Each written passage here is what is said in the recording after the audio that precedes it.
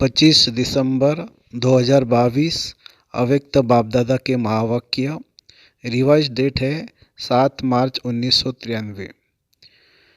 Highest और holiest आत्मा की निशानियाँ। मुरली का सार है हाईएस्ट और होलीएस्ट आत्मा की निशानियाँ।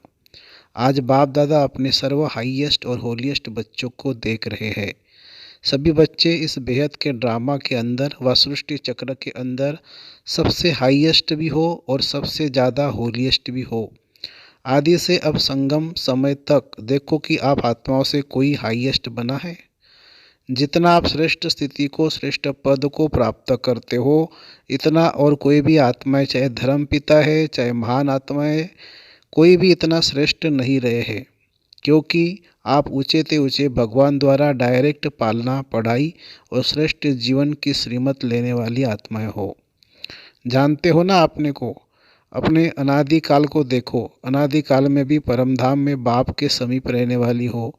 अपना स्थान याद है ना, तो अनादि काल में भी हाईएस्ट हो, समीप साथ हो, और आदि काल में भी सृष्टि चक्र के सतयुग काल में देव पद प्राप्त करने वाली आत्माएं हो।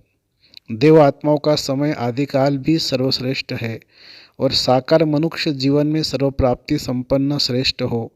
सृष्टि चक्र के अंदर ये देवपद अर्थात देवता जीवन ही ऐसा जीवन है जहाँ तन, मन, धन, जन चारों ही प्रकार की सर्वप्राप्तियाँ प्राप्त है। अपनी दैवी जीवन याद है कि भूल गए हो? अनादिकाल भी याद आ गया, आदिकाल भी याद आ गया। अच्छी तरह से याद करो तो दोनों समय में हाईएस्ट हो ना। उसके बाद मध्य काल में आओ तो द्वापर में आप आत्माओं के जड़ चित्र बनते हैं, अर्थात पूज्य आत्माएं बनते हैं। पूज्य में भी देखो सबसे विधि पूर्वक पूजा देव आत्माओं की होती है। आप सबके मंदिर बने हैं, डबल विदेशों के मंदिर बने हुए हैं कि सिर्फ भारतवासियों के बनते हैं? बने हुए हैं ना। जैसे देव आत्माओं की पूजा होती है, ऐसे और किसी आत्माओं की पूजा नहीं होती। कोई महात्मा वगैरह को मंदिर में बिठा भी देते हैं, लेकिन ऐसे भावना और विधि पूर्वक हर कर्म की पूजा हो, ऐसे पूजा नहीं होती। तो मध्यकाल में भी पूज्य रूप से श्रेष्ठ हो, हाईएस्ट हो। अब अंत में आओ। अब संगम युग पर भी ऊंचे ते ऊंचे ब्राह्मण आत्माएं, ब्राह्मण से फरिश्ता आत्माएं बनते हो। तो अनादि, आदि, मध्य और अंत हाईएस्ट हो गए ना। है इतना नशा, रूहानी नशा है ना। अभिमान नहीं, लेकिन सोमान है, सोमान का नशा है। सो अर्थात आत्मा का, श्रेष्ठ आत्मा का रूहानी नशा है। तो सारे चक्र में हाईएस्ट भी हो और साथ साथ होलीएस्ट भी हो। चाहे और आत्माएं भी होली अर्थात पवित्र बनती है, लेकिन आपकी वर्तमान समय की पवित्रता और फिर देवता जीवन की पवित्रता सभी से श्रेष्ठ और न्यारी है। इस समय भी संपूर्ण पवित्र अर्थात होली बनते हो।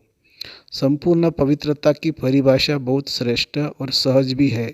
संपूर्ण पवित्रता का अर्थ ही है स्वप्न मात्र भी अपवित्रता मन और बुद्धि को टच नहीं करे।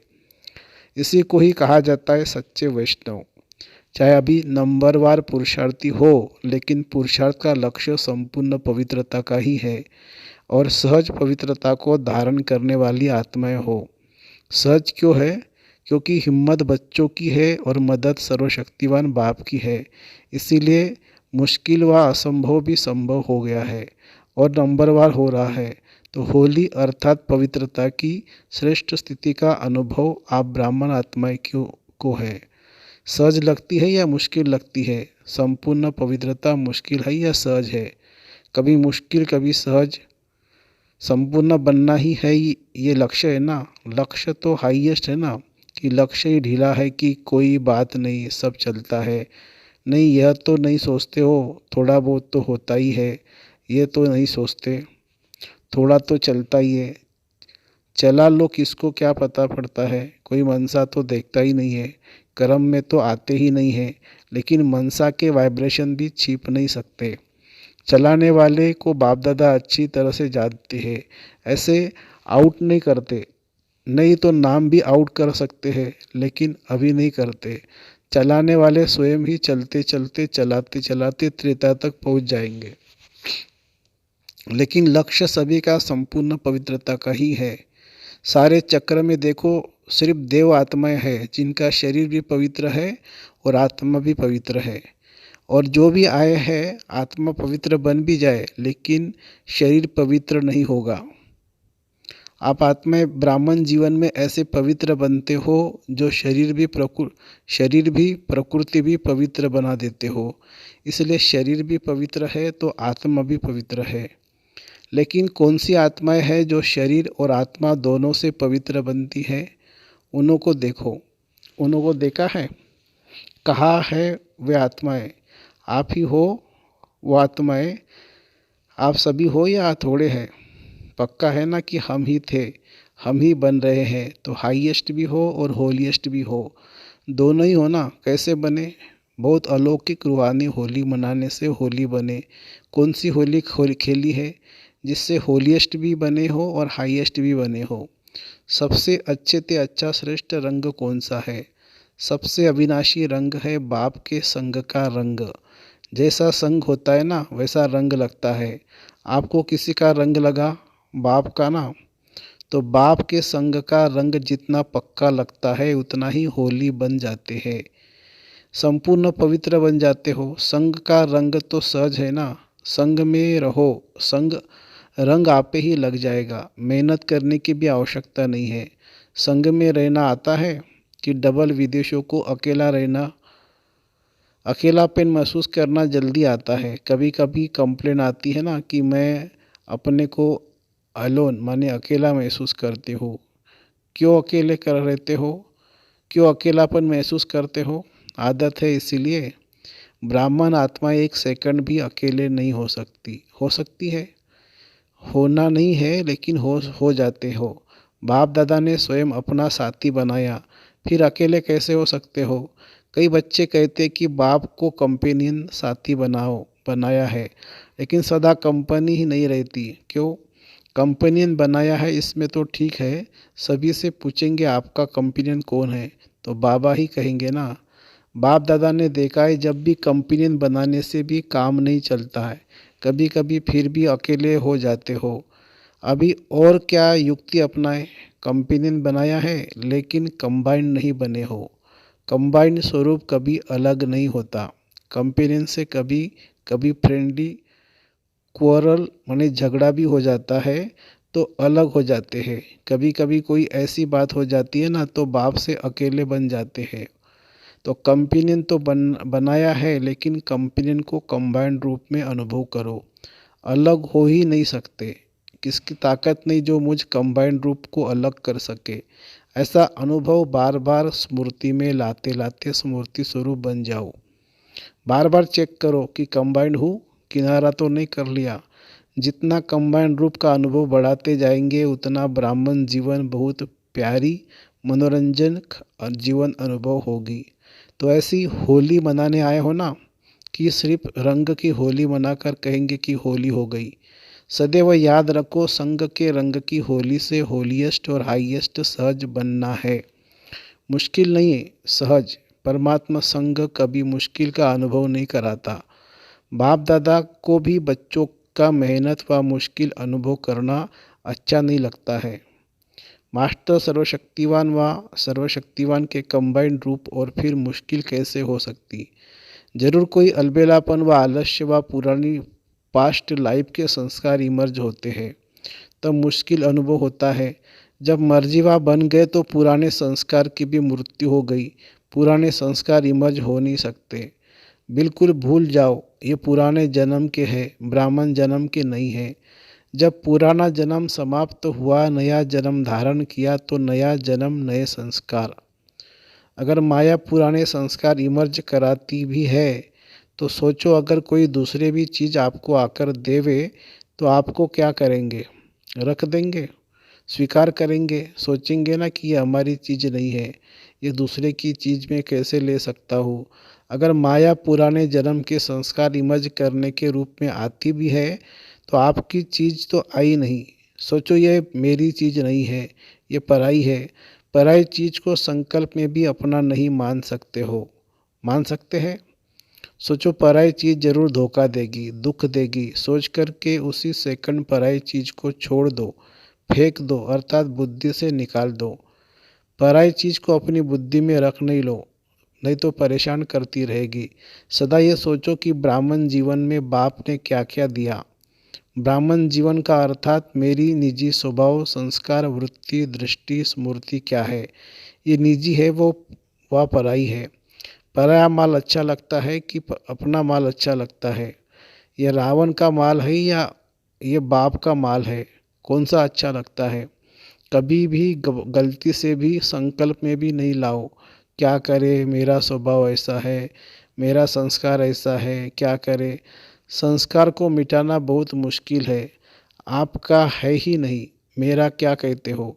मेरा है ही नहीं, रावण की चीज़ को मेरा कहते हो, मेरा बनाते हो ना, तब ही वो संस्कार भी समझते हैं कि इसने अपना तो बना लिया, तो अब अच्छी तरह से खातिरी करो। निजी संस्कार, निजी स्वभाव इमर्ज करो तो वह स्वतः ही मर्ज हो जाएगा। समझा क्या करना है।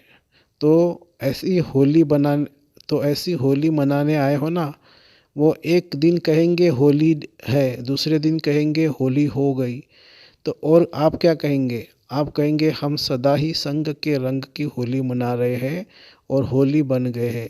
होली मनाते मनाते होली बन गए। होली मना ली या मनानी है। जब से ब्राह्मण बने हो तब से होली मना रहे हो, क्योंकि संगम युग का समय ही सदा उत्सव का समय है। दुनिया वाले तो एक्स्ट्रा खर्च करके मौज बनाते हैं, लेकिन आप सदा ही हर सेकंड मौज बनाने वाले हो। हर सेकंड नाचते गाते रहते हो, सदा खुशी में नाचते हो, या जब कल्चरल प्रोग्राम होता है तभी नाचते हो। सदा नाचते रहते हो ना। सदा बाप की महिमा और अपनी प्राप्तियों के गीत गाते रहो। सबको गाना आता है ना, सभी गा सकते हो, सभी नाच सकते हो। सदा नाचना गाना मुश्किल है क्या। सहज है और सदा सहज अनुभव करते संपन्न बनना ही है। कभी भी ये नहीं सोचो पता नहीं हम संपन्न बनेंगे या नहीं बनेंगे। ये कमज़ोर संकल्प कभी आने नहीं दो। सदा यही सोचो कि अनेक बार मैं ही बनी हूँ और मुझे ही बनना ही है। अच्छा, चारों ओर के सदा परमात्मा संग के रंग की होली मनाने वाली श्रेष्ठ आत्माएं, सृष्टि चक्र के अंदर सदा हाईएस्ट पार्ट बजाने वाली श्रेष्ठ आत्माएं, सर्व आत्माओं से श्रेष्ठ होलीएस्ट आत्माएं, सदा कंबाइंड रहने वाली पदमा पदम भाग्यवान आत्माएं, सदा सर्व की मुश्किल को ही सहज बनाने वाली ब्राह्मण आत्माएं, सदा नए जन्म के नए स्वभाव संस्कार, नए उमंग उत्साह में रहने वाली उड़ती कला की अनुभवी आत्माओं को बाप दादा का याद प्यार और नमस्ते। हम रूहानी बच्चों की रूहानी बाप दादा को याद प्यार, गुड मॉर्निंग और नमस्ते बाबा, नमस्ते। दादी जानकी जी के प्रति बाप दादा के वरदानी महावाक्य। अच्छा चल रहा है ना, रथ को चलाने का तरीका आ गया है। दादियों को ठीक देखकर के ही खुश हो जाते हैं। शरीर के भी नॉलेजफुल, आत्मा के भी नॉलेजफुल। चाहे पिछला हिसाब किताब चुकत करना ही पड़ता है, लेकिन नॉलेजफुल होने से सहज चुकत हो जाता है। तरीका आ जाता है ना, चलने का और चलाने का दोनों तरीके आ जाते हैं। फिर भी सेवा का बल दुआओं का काम कर रहा है। ये दुआएं दवाई का काम कर रही है। सेवा का उमंग आता है ना, जल्दी जल्दी तैयार हो जाए तो सेवा करे, तो वह उमंग जो आता है ना, वो उमंग सूली से काटा कर देता है। अच्छा है, फिर भी हिम्मत अच्छी है। सभा से निमित्त आत्माओं को देख कर के खुश होते हो ना। अभी अव्यक्त वर्ष में हर एक कोई न कोई कमाल करके दिखाओ। सेवा में कमाल हो रही है, वह तो होनी है, लेकिन पर्सनल पुरुषार्थ में ऐसी कमाल दिखाओ जो देखने वाले कहे कि हाँ कमाल है, दूसरे के मुख से निकले कि कमाल है।